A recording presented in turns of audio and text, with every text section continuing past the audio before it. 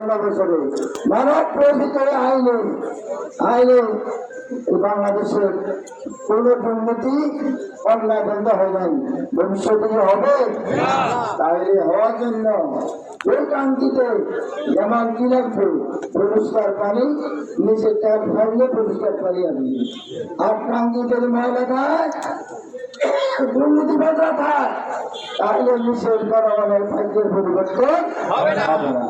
তাই বাংলাদেশ জামায়াতে ইসলামী আগামী 12 ফেব্রুয়ারি প্রার্থী এবং মার্কাজে জনতা আছে সকলে মিলে, সাধারণ জনগণ মিলে তাদেরকে নির্বাচিত করে, তাহলে ইনশাআল্লাহ আগামী 5 বছরের মাথায় এই বাংলাদেশ স্বাধীন বাংলাদেশ হবে, এই বাংলাদেশ সাদা মুক্ত হবে, এই সন্ত্রাস মুক্ত হবে।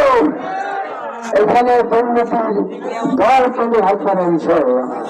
আমরা প্রশাসনিক বসে যাবো ইনশাআল্লাহ। আমরা শ্রমিকদের অধিকার প্রতিষ্ঠা করবো। আমরা কৃষকদের ন্যায্য মূল্যে তাদের কৃষি সহায়তা সরবরাহ করবো। আমরা ঋণ মুক্ত